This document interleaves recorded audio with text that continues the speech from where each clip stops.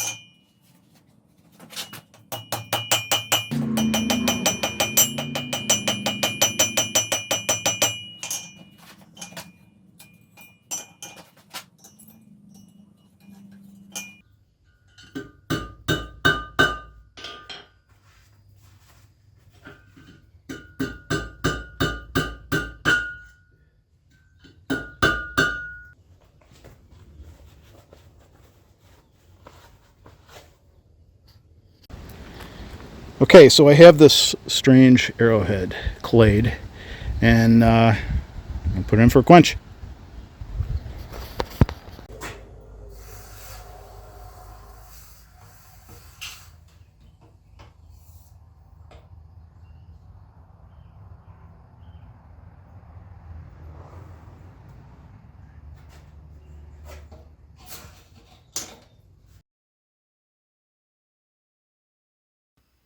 So this arrow, I have the hole drilled for the tang. And I'm going to put a little bit of glue in there and pop the arrowhead in there, and then we'll test it out. Okay, there it is. It's supposed to be a Japanese arrowhead out of antiquity. I don't know what this style was for, but we're going to give it a shot. Downrange, 35 yards, 90-pound bow. And not my fletchings. And the arrow itself, I've tried to work some warp out of it, so I don't know how this is going to go, but there it is. I have a feeling that if it hits that shield down there, it's going to break, but we'll see. Maybe I take the shot and I take that shield away.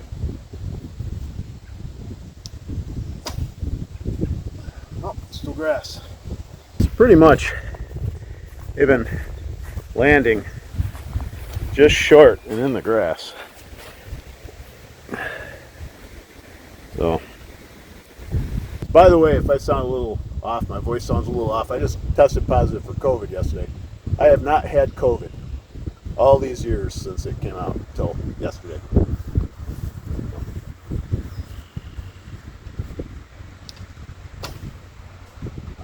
Again, it's just falling just short of the target. I almost wonder if I had to put my 55 on this, maybe too much power up front, doing something to the arrow or something, you know. I don't know, it's kind of weird. 90 should get it here. Clean this up real quick.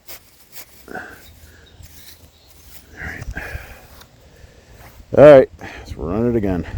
So I don't know, maybe this arrow is just afraid of that target hitting that shield and breaking, you know. I don't know.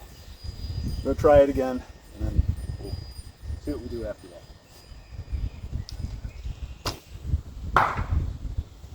Alright, well, we know we can get it there. Let's go look.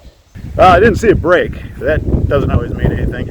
What it did is it hit that upper beam and bounced down here. Oh yeah.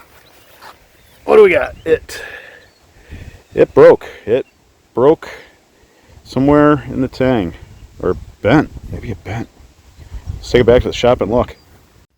Okay, this is exactly why I didn't put very much glue in there with it. Because it was fitting tight. I just didn't want it sticking in something, you know, like under a pallet or whatever sometimes happens. And then shaft pulling out and leaving it there. And then I got to go look for it. But yeah, the tang bent. And yeah, I can bend it back. Not, you know, I'm thinking now maybe I should have hardened that a little more, but I didn't want that to break either. You know, I really just wanted the edges, you know, of the crescents and the point to be, you know, the blade and stuff to be hardened. But all right, I'll see how about straighten this out, and hopefully it does it without breaking. All right, I straightened out the tang, and I suppose we can pop her back in and give her another try. So that is the fresh cut that the new arrowhead did. And I guess I don't have to worry as much about the blade breaking while I bent the tang, but also, you know, it did hit pretty good into there before it bent and fell to the ground. Kind of explains why maybe it didn't stick in the wood too. But let's go unpack that a bit more. So when this arrow flies, it flies horizontally, not vertically. So it seems like, yeah, it should have hit, you know, what you saw in the previous part of the video is that it would have hit along with the grain, but it actually hit at an angle. And so hitting at an angle, it was able to cut in, but it I don't know, met with some kind of force it didn't like, bent and all that.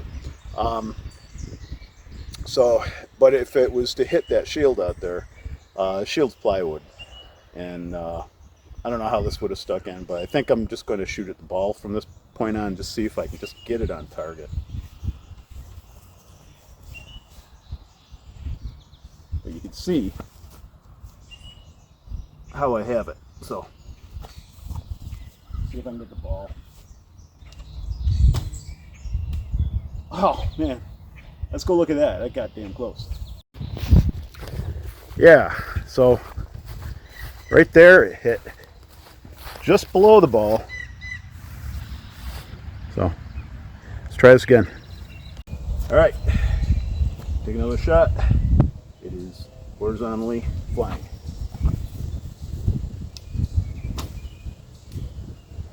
Man, it dropped quick. It did hit the stack. Let's look. The wind is picking up today, so it might have something to do with thing. But yeah, weird angle to land at. But all right, let's one more try and we'll call it. That's what we want to hit. Okay, last shot of the day. All right, let's do it.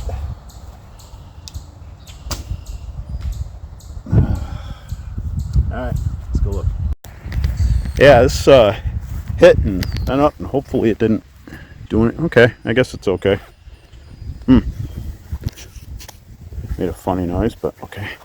All right, for real, one more shot. Horizontal.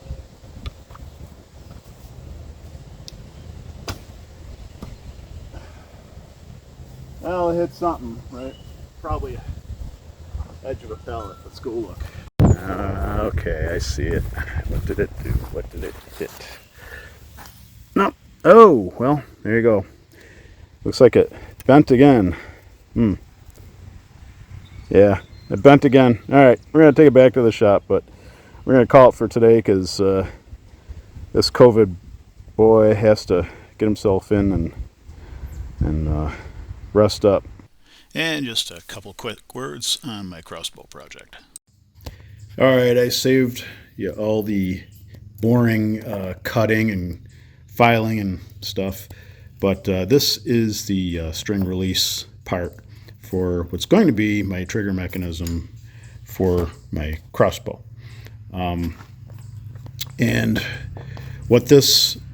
how this will work is the arrow will rest in there, and the string tension will be against this. Trigger mechanism will be like a lever against that, and when the trigger's pulled, the lever slips, releasing the tension and releasing the arrow. So that's the most difficult part to make for the trigger mechanism, and this project's got quite a ways to go, but that was kind of a neat thing for this morning.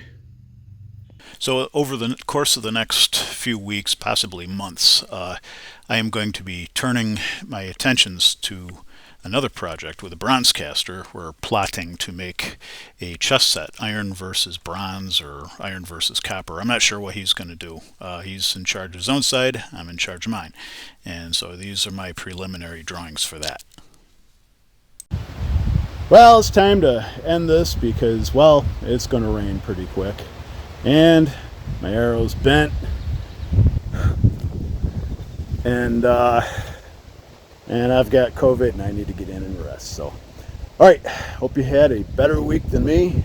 And we'll see you on the other side of this one. You stay well. Be good.